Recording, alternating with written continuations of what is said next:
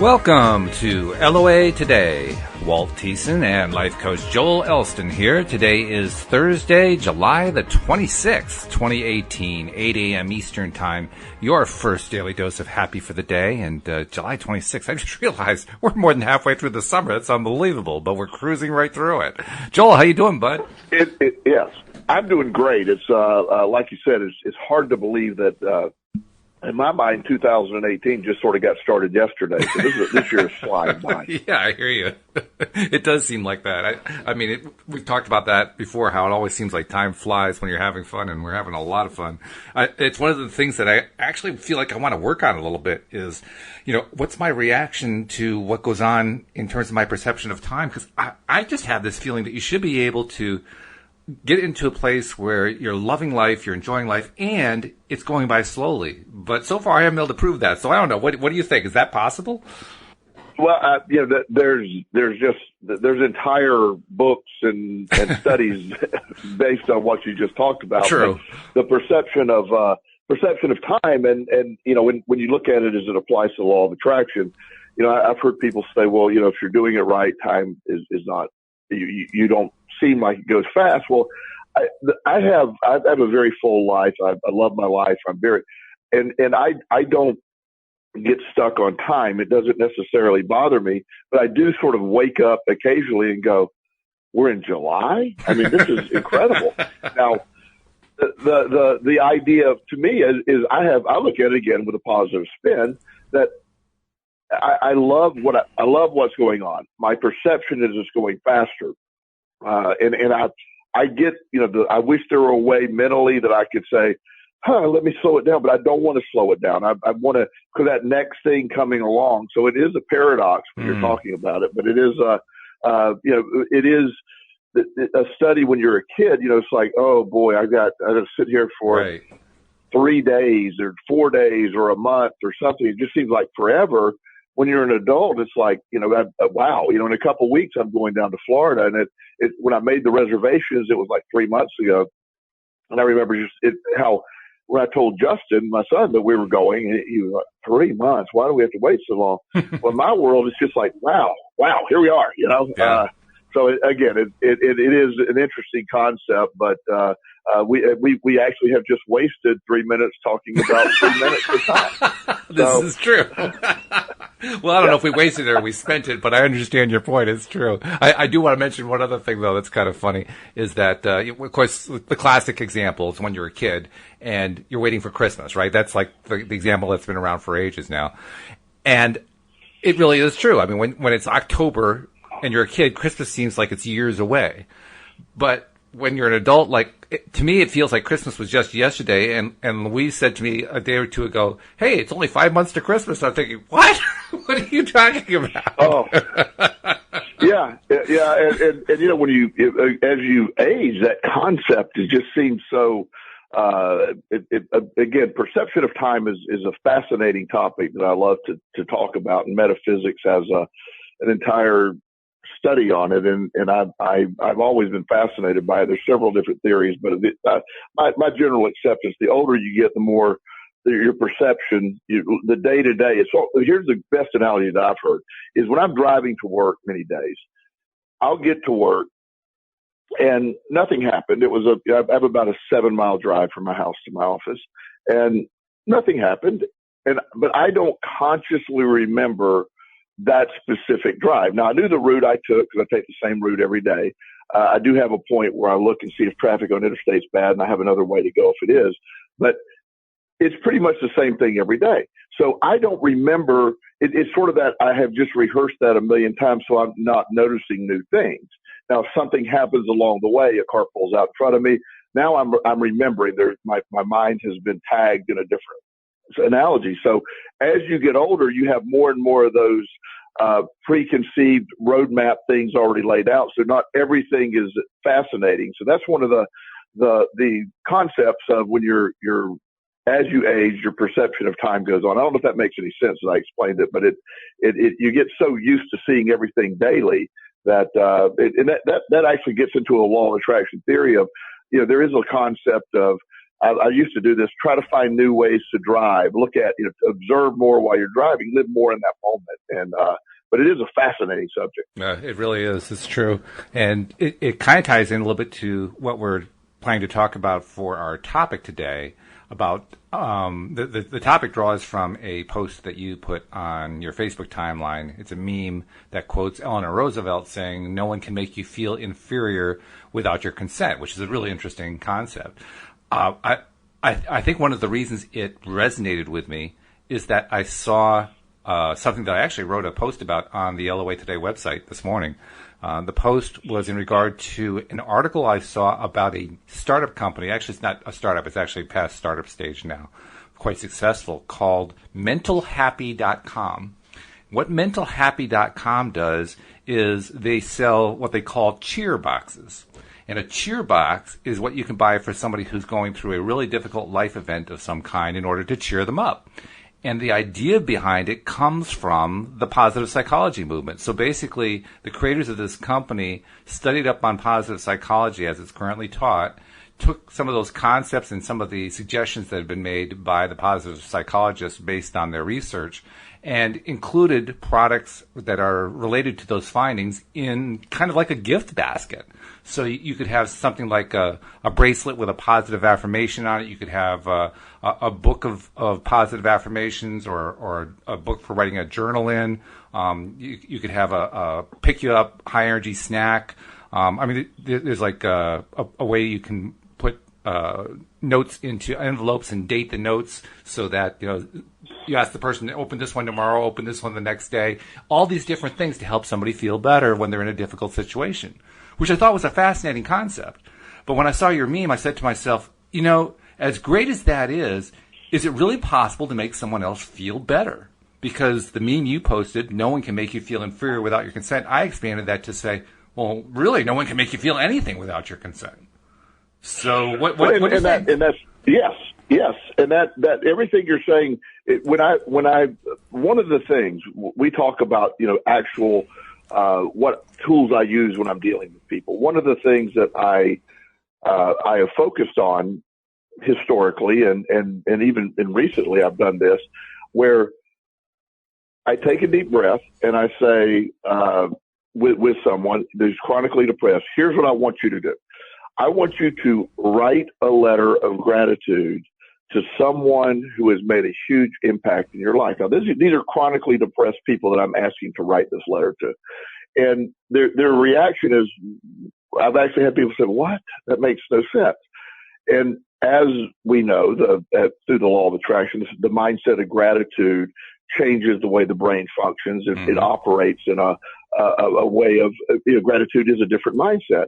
So there's an immediate, once they write the letter, I've never heard anyone not report an immediate improvement in mood. I'm not saying it cured depression, but it pulled them out of this concept of woe is me, because you're getting away from yourself. So the act of being grateful or helping somebody or asking somebody to accept this wonderful letter of gratitude really helps the person writing the letter. So in reality, when you send a gift basket to somebody, you're really helping yourself as much as anything else, because you're feeling good that you did that. But when they receive it, it does have an impact that this person thought enough. So while you're not in control of someone else's feelings, the reciprocal response, the energy attraction that goes back and forth, there's some science behind that.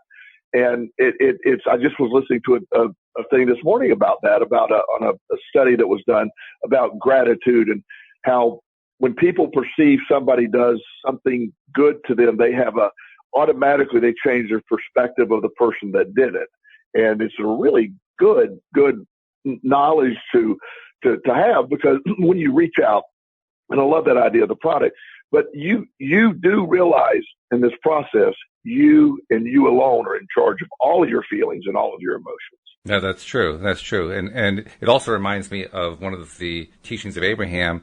They teach that you can't really, and this is my wording, not theirs, you can't really control somebody else. You can't make somebody fall in love with you. You can't make somebody change their mind about something, but you can influence them by your own positive thoughts about them. So the way they teach it is something like if you hold somebody else in a very high esteem in your own mind and imagine them living their best life and having the best result with whatever situation they're dealing with and so on and so forth, that actually can have a positive effect on what they're trying to bring into their lives, assuming, of course, that they're trying to do the same thing. If they're trying to actually, well, not trying, if they're in the place where maybe by default, maybe because they're just in a bad negative spiral, that they're only focusing on what's going bad, it's not going to help them a whole lot. But if they have some degree of wanting to help themselves, then what you're doing will actually influence them positively. And I'm wondering, does that tie in with what you're talking about? It does. It does. The concept, because what I love about the quote that we're talking about today is no one can make you feel inferior without your consent. When people read those things or they hear these quotes, and that's a great quote that I've loved for years. When they realize it, here, at least to me, what it tells you is where that base person is at, where the person who's reading it is at. If you're in the state of victimhood, if you're in the state of negativity, or that quote is offensive to other people. And in fact, you hear this last, it ties into this victim mentality and trauma-based stuff that a lot of people get into, where people are their trauma. And some people are offended that we would suggest that you are responsible. I have a very good friend, and she's a lesbian, and she gets very upset when people, when the term is used in a derogatory way, or she feels that she's being attacked. And her and I have done a lot of work on processing her perception. I said, this person is coming to you at a different perception. Like comments on Facebook, it drives her crazy, and she gets in a negative downward spiral. And I'm like, you're giving that person the power, because their opinion is irrelevant unless you give it that power. And she said, well, I'm tired of everybody attacking, my sexual preference, and I didn't know the word she used, but my sexual identity. And I go, the attack is only allowed by you by allowing it in. My middle son, Chris, many years ago, was about 8 years old, and we were at a daycare. He was going to a daycare in an after-school program, and he got in the car and he was really mad about something. And I said, son, what is wrong? He goes, whatever the kid's name, he goes, Johnny made a racial joke about you. And I'm like, well, buddy, I don't know what that means. I'm about middle of the road Caucasian guy. There's not a lot you can do with that. And he didn't understand. I said, well, I would have to be accepted of that. I have to accept that to be offended. I mean, I don't know what that means. And the fact that you're upset about it, again, you're just giving him the power. So we do that, so when you make that statement, you have to allow yourself to be offended or feel inferior when somebody says it. Again, where your base mindset lies, it's a completely correct statement, and it applies so much more, as you pointed out, than just feeling inferior. But your mindset dictates how you it angers people to read that sometimes, because other people say that stuff about me, and you're giving them the power. And it really goes back to the old "sticks and stones will break your bones" quote. The words only have the power that you give them. If somebody were to say something derogatory to you in a foreign language, towards you, like in French, and you didn't speak French, you just smile and shake your head. Yeah, okay. I don't know what you said. and that mindset is those words, since they have no interpretation to you, or you don't understand what their intent was. If they were smiling when they dictated it to you, well, great. You're perceiving that. But again, perception is everything. And when you become bulletproof, part of the law of attraction teaches us that we are in charge of us. And by revoking other people's power to make us feel, you then live a life where you're responsible for your own feelings. And again, we get back into that that is a touchy area for a lot of people nowadays. I am not responsible when someone else behaves poorly. Your response to that person will always, no matter how culturally we want to change it, your response is still in your direct control. Yeah, that's true, and that is a challenging point for many of us. I even have an idea that I want to bring up, but I won't bring it up just yet. Because let me lay a foundation first. The example you gave of somebody who is speaking French to you and who is saying something derogatory about you is a good example, because if you don't know what they're saying, you can probably see that they're upset, but you really can't tell what their intention is. It isn't until we know what the language actually is expressing that we can infer what the intention is. And what's interesting to me about that is because our understanding of what the intention is dependent upon the language and not on any other activity that goes on, it makes me wonder to what degree is that intention something that really doesn't have any control over us. That intention really, it doesn't matter what they intend. I mean, if they took some sort of physical action, yeah, the physical action, we would feel that if they attacked us or something like that. But the intention, sure, you can't really say, well, the intention knocked him down. The intention punched him in the mouth. The intention made him depressed, because without the language, it didn't. That gets back to that concept. Until you physically, attempt to harm me, everything, your words, your actions are my interpretation. I posted and it's the first time I'd ever heard this. I posted what I have always assumed was an Einstein quote. Basically the quote was, it was a law of attraction quote, and Einstein said, it's, your thoughts have energy, that it isn't, it is not philosophy, it's physics. Mm-hmm. Well, I've read that for years as an Einstein quote. Well, someone pointed out to me, they did the research on it, and turns out it's not an Einstein quote. He never said that. I think that someone was me, actually. So actually it wasn't, but it may have been before. But okay. Because somebody had said that. Because I have a history of doing stuff like that. Whenever I see something, I say, no, that can't be. I'll go do the research and I'll find out. I say, no, here's what the real truth is. Right. Well, and I truly, I don't want to be quoting that when it's wrong. So what I did was I retyped it, but I just said unknown, as author, because I still think the statement is completely true. Sure. Oh, yeah. I just took Einstein's name off of it. So she sent me, the one who pointed it out to me, she sent me a message. She said, well, I hope I didn't offend you. And I wrote back, I said, about what?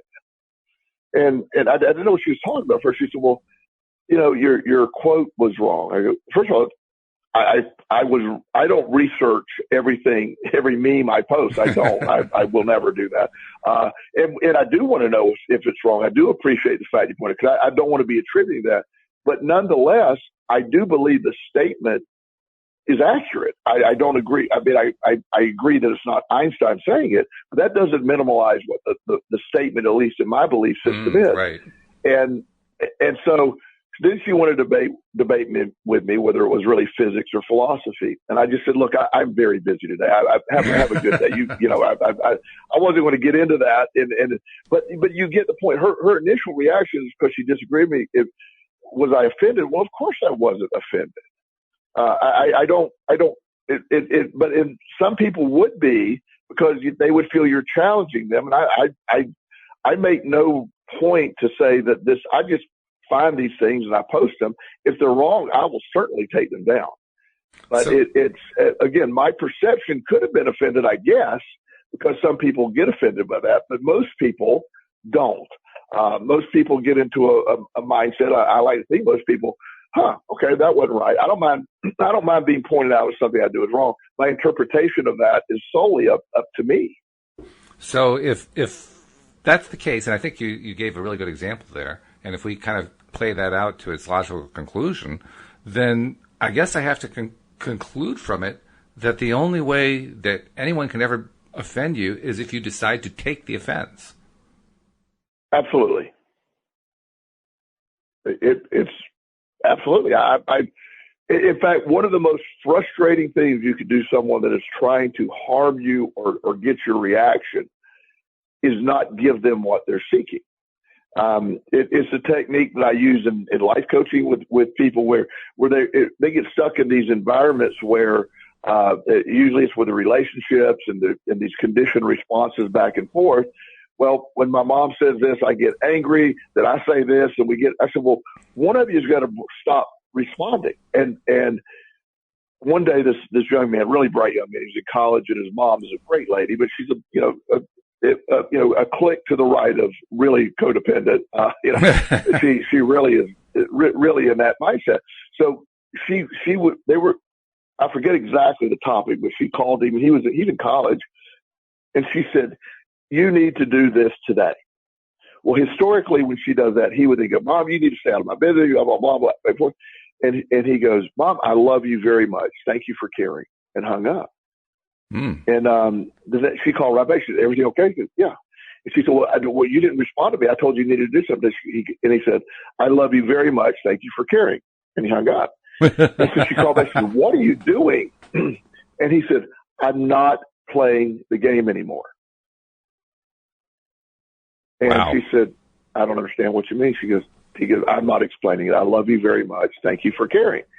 And after about a few days of that, she said, I realized, and we all had a family meeting, and that was one of the topics, that I had to change my approach because the effectiveness of my nagging, while I had a perception that it was helpful, he clearly wasn't participating anymore. So I had to develop a new strategy.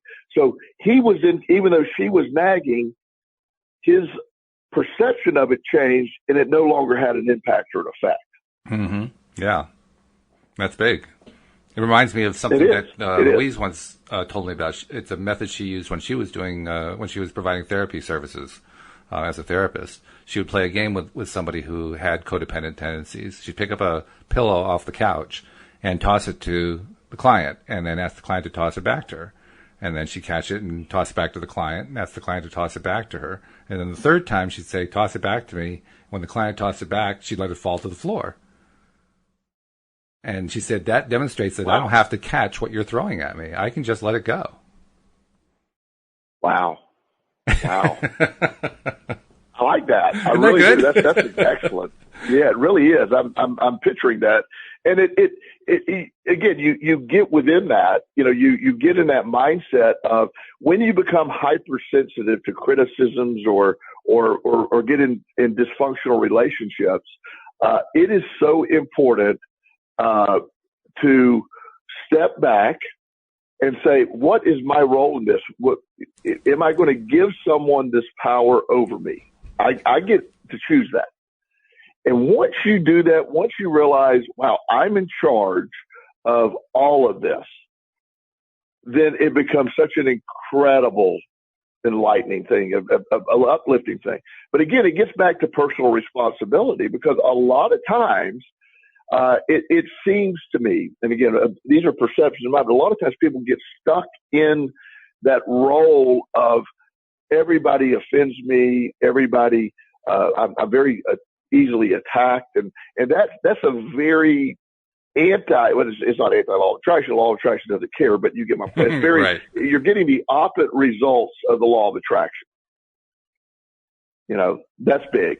You're getting the opposite results. Yeah, or perhaps the opposite of what you're hoping to get, actually, because that's really what it comes down to. Right, exactly. Yeah, you're getting the opposite of what your intent is when you do that. Right. And that understanding that's so awesome that you can see this where, hey, wait a minute, I need to stop all of this. I'm in charge of this. And when you feel like a victim of other people's opinions or a victim of other, and I've had people challenge me and say, well, I'm in an abusive relationship, and I'm not trying to get into counseling with someone in an abusive relationship. My method, my suggestion always is leave immediately if you're in an abusive situation. Don't leave immediately. That's not what we're talking about here. When you're in a relationship or a work environment or even a friendship where someone is putting you down, It's an action to complete where the person attempts to offend you. You have to subconsciously accept that offense and take it personal to complete the cycle. If someone attempts to offend you and you don't accept it, then you get out of that next process. You break the cycle. Mm-hmm. Yeah. In fact, it makes me think in therapeutic circles, there's a thing called passive aggressive, which is basically there's an instigator who's trying to get somebody else to get worked up about something. And in the process of getting worked up, they kind of get their jollies out of it, or, they feel like they're getting something out of it. And it makes me wonder, I'm thinking that somebody who's passive aggressive is counting on people not understanding that they themselves have control over whether or not they're going to be offended, whether or not they're going to feel inferior, whether or not they're going to feel anything. They're depending on people. They're counting on people who they're trying to instigate with to take upon themselves stuff that isn't theirs to take on. Right. And that's sort of the key. I mean, it is sort of everything, if it makes sense, and in her original quote, when Eleanor Roosevelt said it really hit home, at least the first time I read that, it really hit home with me, because I just assumed at that time in my life and my thinking, it was part of my beginnings of law of attraction. As many people, I assumed that what was sent my way was I had to accept whatever context you send it to me, I was responsible to interpret your context and feel it that way, instead of being able to control your context. And I'm in charge of that. And again, it's a frustrating thing when when someone tries to insult you and you just basically turn it around with, well, thank you, or the opposite response. They're like, whoa, that wasn't a compliment. They go, in my world it was, and move on. I've done that, and it's something that, I had someone one day, I was doing a project a couple of years back at a company I was working for, and I was managing this team of what we were doing, and I was using what I perceive as my super brain, ADHD brain, where I was, telling everybody, had like 18 different things going on. And this one lady, she's a therapist I was directing. She goes, "You are so ADD today." And I go, "Thank you." I said, "I will try." I said, "Thank you. I'm trying to tune into that." and she looked at me like, "What? What is wrong with you?" And so, yeah. And well, one of the other therapists I was working with in the group, he said, "Yeah, don't. He wants you to say something now. Yeah. He's wanting you. He's setting you up. You don't realize what he's doing. Just stop." Oh, that's funny. Yeah. So, but I love it. I mean, it to me, I then use the law of attraction on that theory. What it tells me, this is the exciting part where I just get so excited about all of this. What it tells me now, Walt, is I am no longer a slave to other people's opinions or attitudes. I'm in charge of my interpretation of that. Wow, that's a great gift. It is, isn't it? Because once we realize that, yes. I have been kind of, before I even discovered law of attraction, learned what it was about and so forth, I've been kind of trying to develop that skill of not getting offended by somebody who was trying to offend me. And partly it was, believe it or not, it was a defense mechanism, but also partly it was just me trying to regain my power, not realizing I was actually doing the right thing.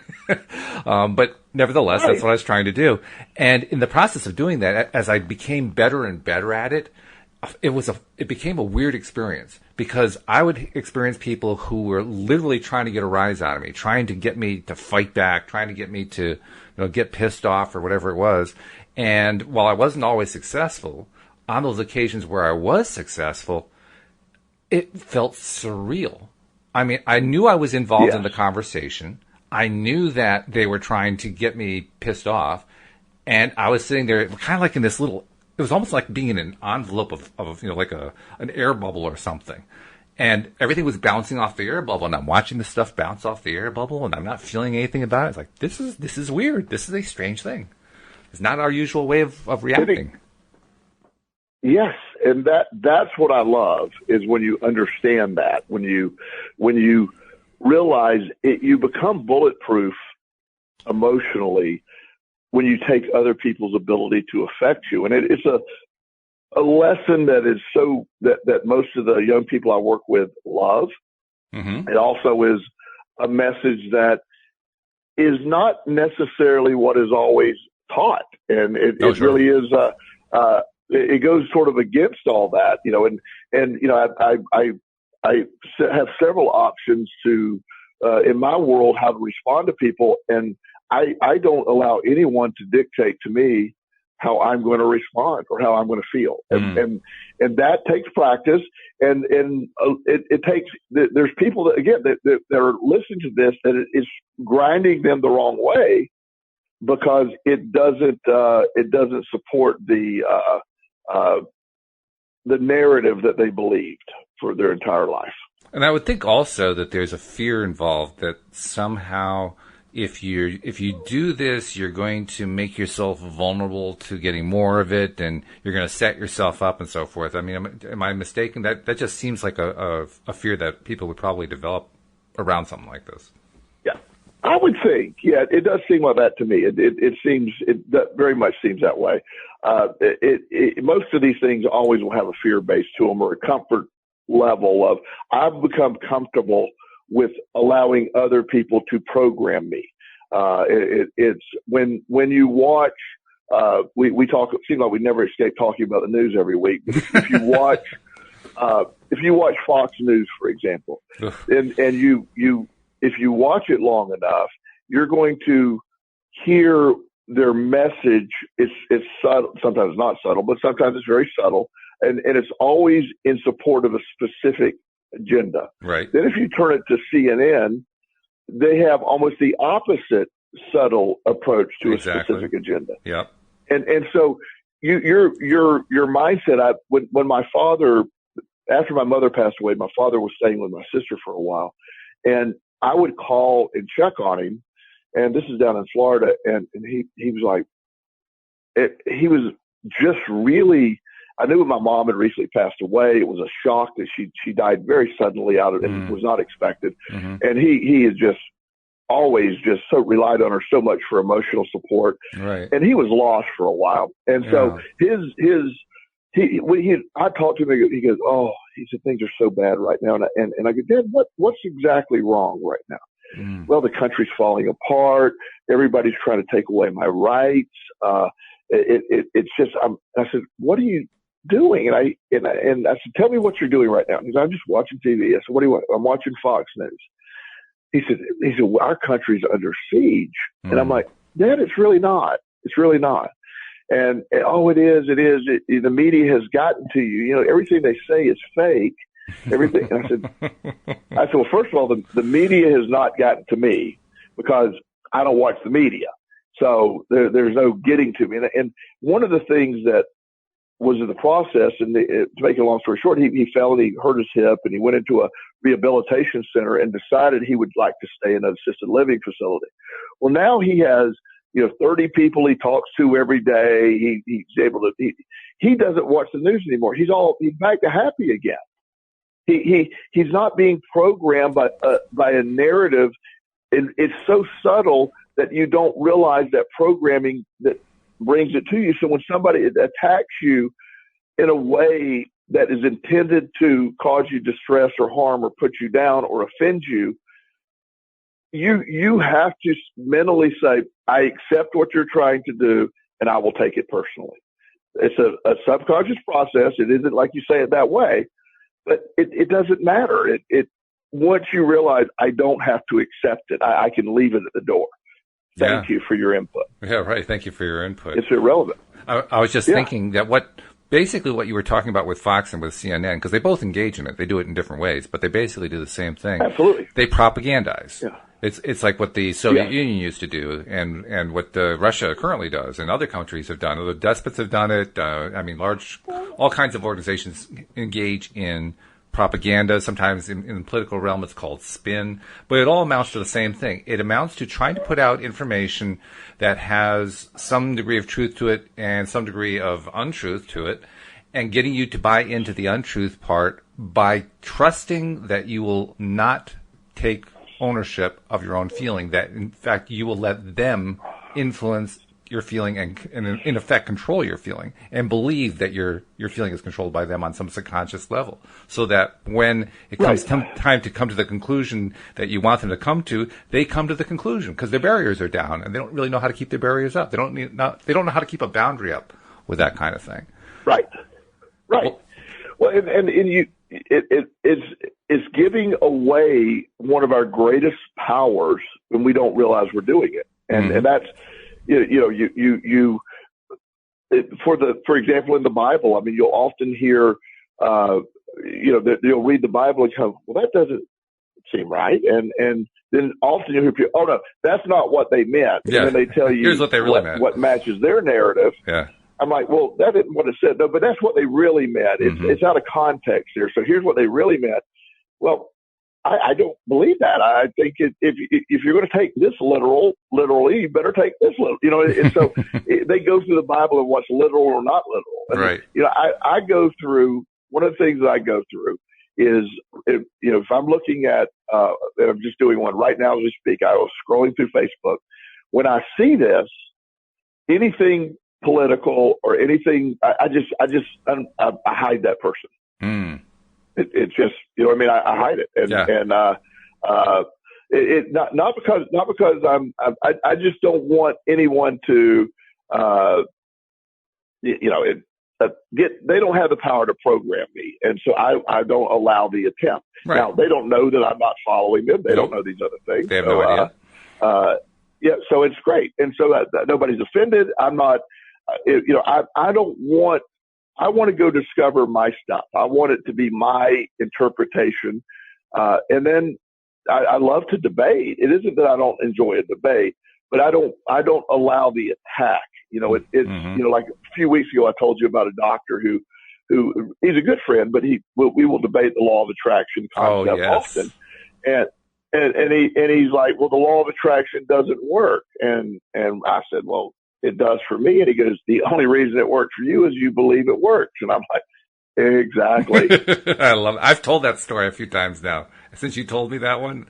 In fact, I told it to one of our new I don't think I told you this. We have 2 new co-hosts coming onto the program because Wendy Dillard is stepping back a little bit. Yeah, Wendy's going to start, instead of doing Monday through Friday, the afternoon podcast, she's just going to do Tuesday and Thursday.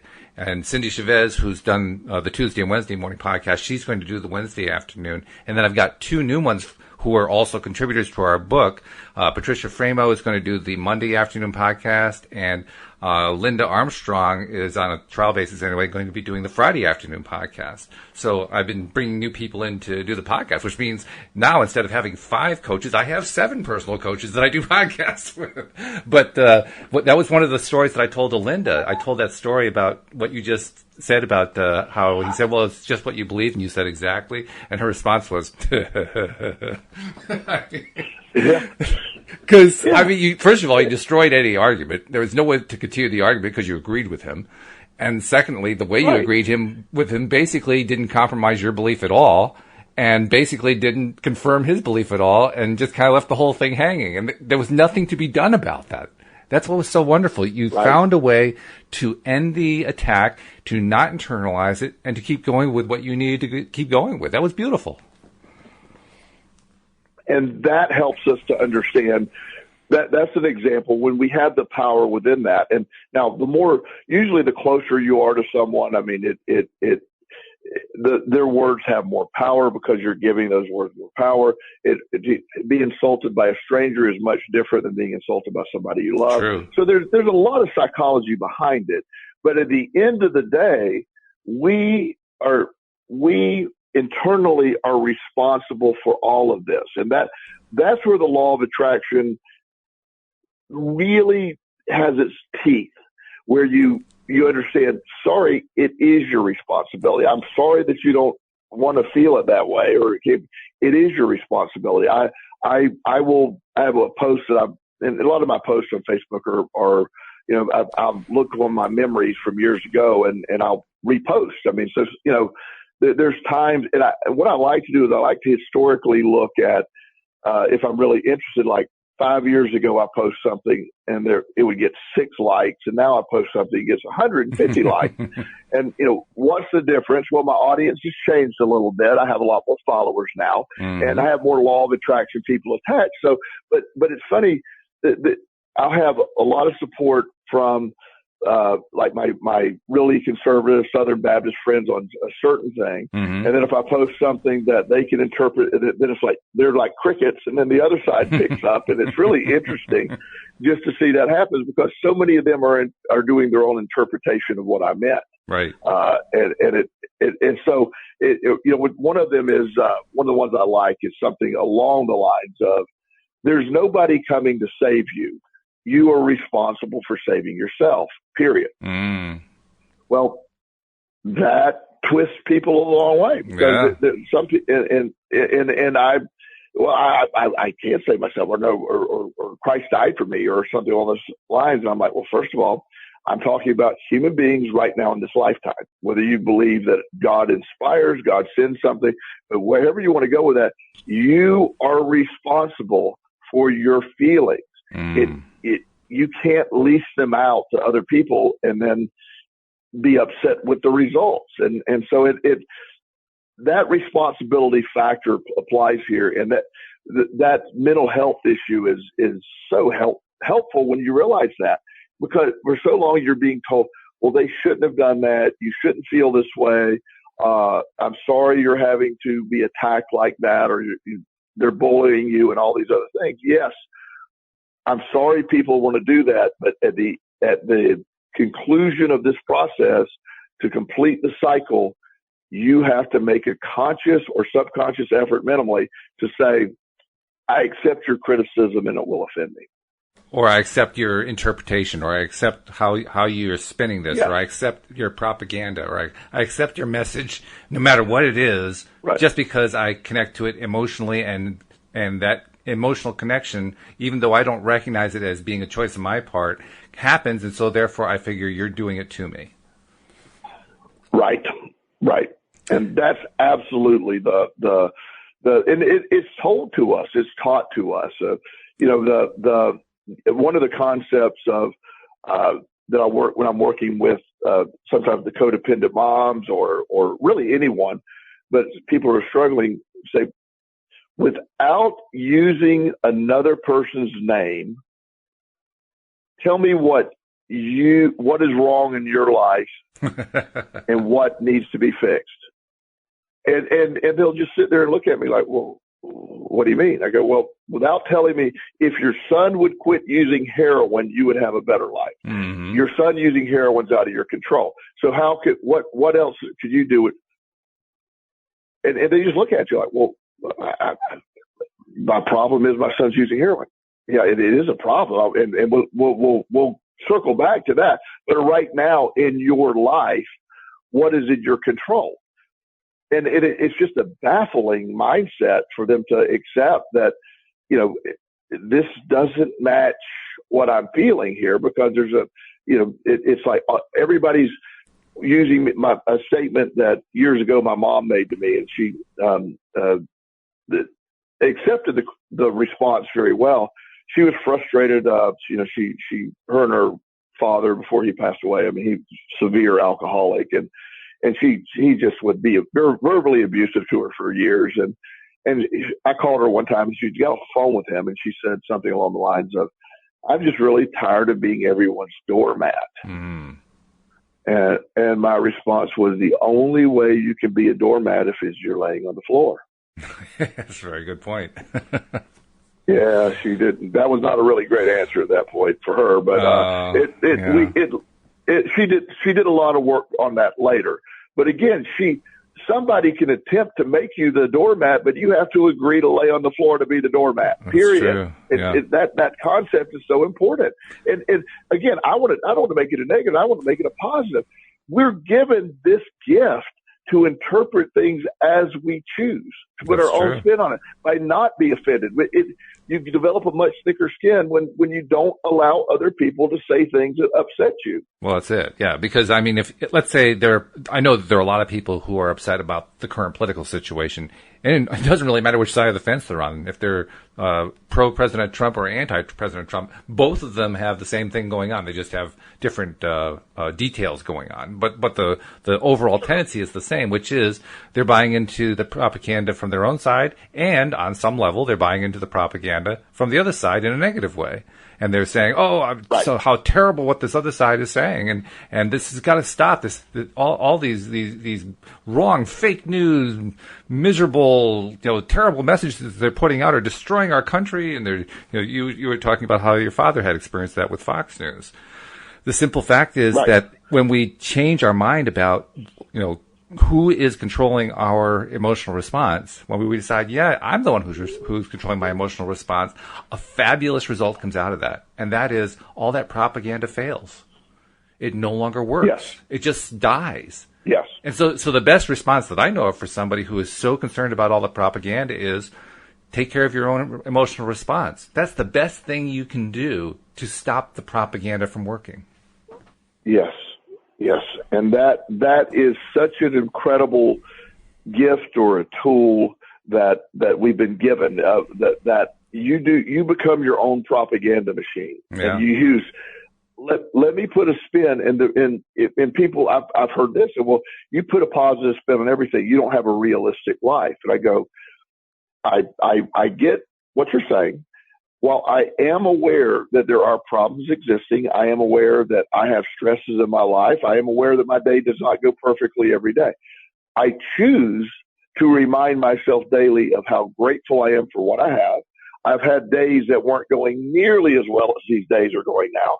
And I can be grateful that I'm no longer in those days. I've had tremendous loss. I've had tremendous trauma. And I also realize I'm not in that now. So I can choose to focus on where I'm at now. Again, I've accepted my power in this and I apply it. I don't do it perfectly. I have bad days or I have bad moments. I don't really have bad days anymore, but I can have bad moments within a day. Mm-hmm.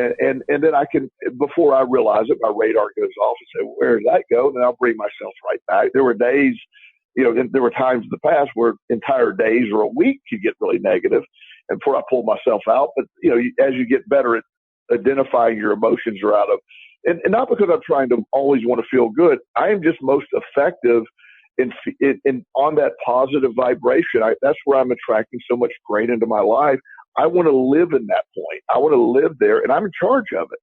And when you start saying that, as I said before, no matter how you look at it, there's a cringe factor to a large part of our victimized society or the victim mentality society that does not want to be told they're responsible for anything. And that it's other people that are causing you this.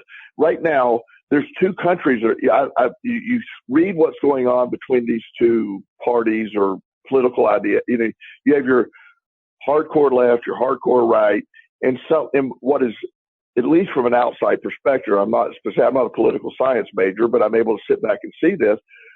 The pendulum keeps swinging further to each side. You know what I mean? Right. Absolutely. That's what's been happening. And so, and then what happens is the next election will probably send it further to the other side. It will. The response will be further, and so then you get, instead of somebody calling a timeout and saying, I don't really know who this guy is, but I was listening to a quote at a doctor's office of that. This Governor Kasich, I don't know who he's with or much about him, but I don't even know if he's a Republican or Democrat. But all I heard him say was, "We must we've been heading the opposite direction. We need to get more toward the middle again. That's where we're most effective." And the more angry one side gets, then they're emboldened when to be. The other side gets more angry, then you're going to get a more angry left candidate and a more angry right candidate. And then the polarizing sides just they're arguing over the most senseless stuff that has nothing to do with the country. It's an amazing thing to observe, but we are as a nation in charge of our perspective. We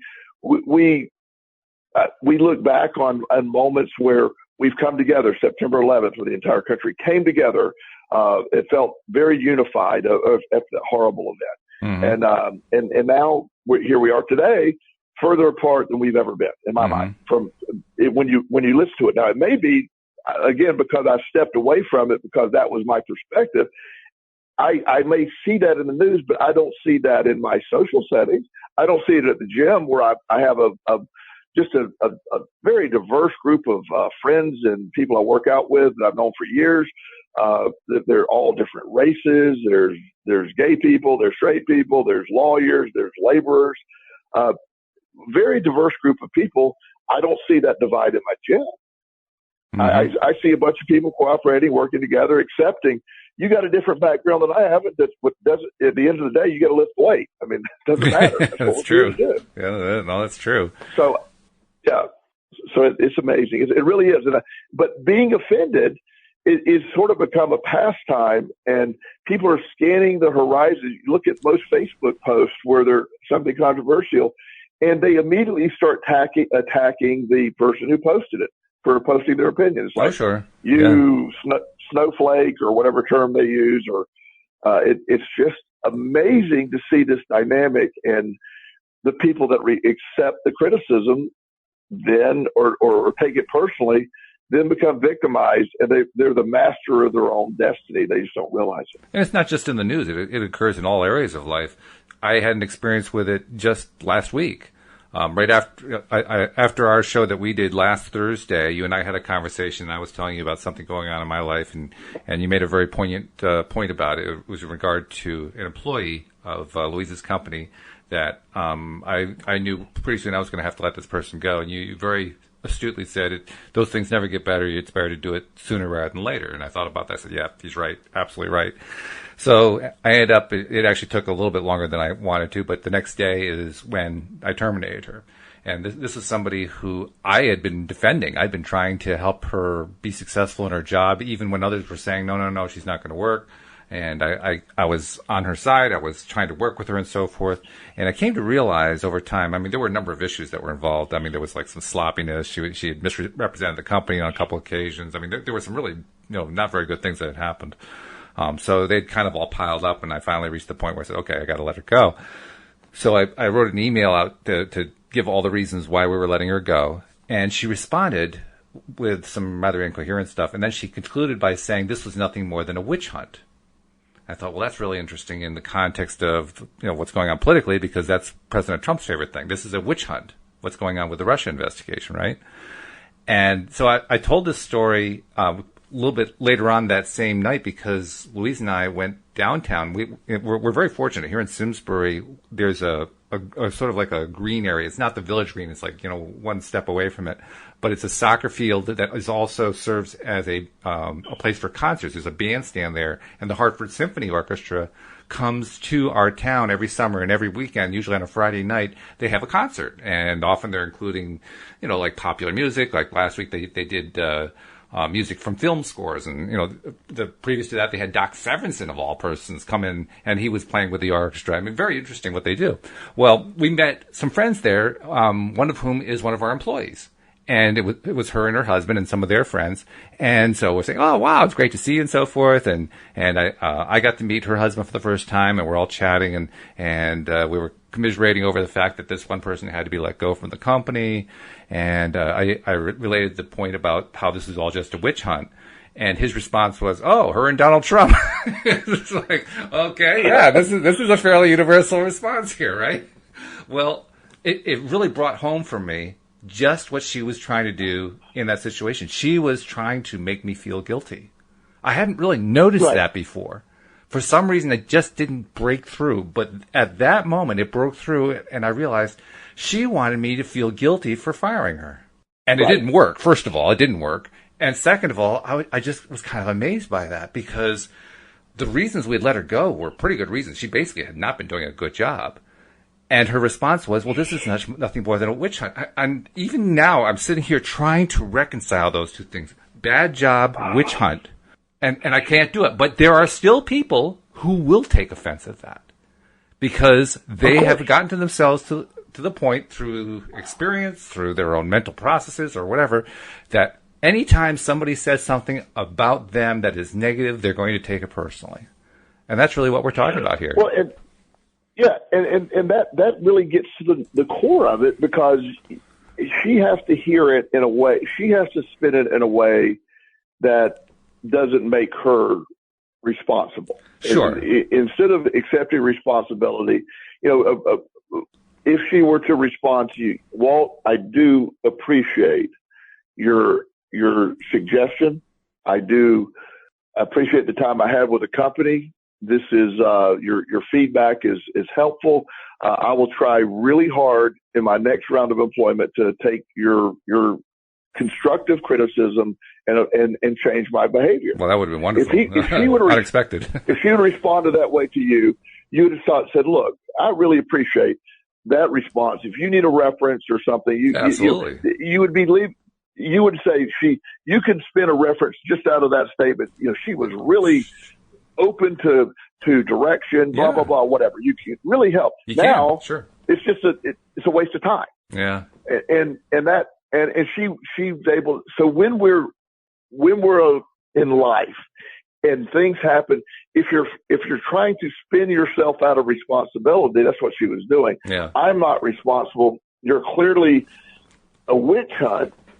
It's just a term that's out there right now. Why would we're running a company.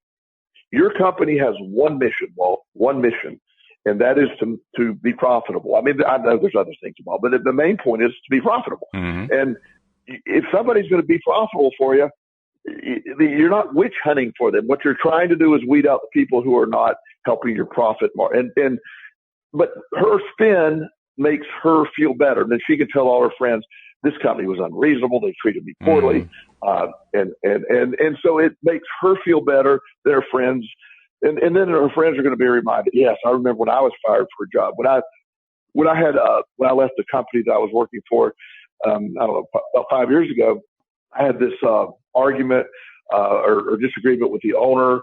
I had 5 years. It was my dream job. It was very shocking that it came down to a sudden departure. And my first thing, immediately, I knew this, and I was not happy that it ended the way it ended. But my first thing was to write an email of gratitude, thanking him for the opportunity, and it was sincere. I was very sincere about that. I wasn't happy how it ended, but I was incredibly grateful for the opportunity that he afforded me, the connections that it made me. And as I've told you before, it's one of the greatest transitions in my life. I wouldn't be where I'm today without that job. So I knew that. So I let my immediate emotion step by the side. In my mind, all these years later, I was not wrong. I didn't do anything wrong. Yeah. I built that program, given my life to that program, and all of a sudden to be just randomly, be gone from that company, that wasn't comfortable. But just like you're saying, when he was making his case, I didn't want to argue his case. I just thanked him for the opportunity, and it wouldn't do any good. At that point, he'd already made the decision, so I could argue and say, your information is false. This is not what happened. I could have done all that. Mm-hmm. Or I just said, thank you for the opportunity. It wasn't going to change anything. That's true. So you did a really good thing. Well, thank you. She spun it the way she did, So well, I'm going to do another good thing right now, because we have a number of listeners who are subscribers, and we love them. We've got hundreds of them. But there are probably a few people listening for the first time who are not subscribers. And my message to you is you can get these shows coming to your smartphone or your tablet or whatever device you use anytime you want to listen to them. And I want to encourage you to do exactly that. It's really simple to do. It takes about a minute. It's free.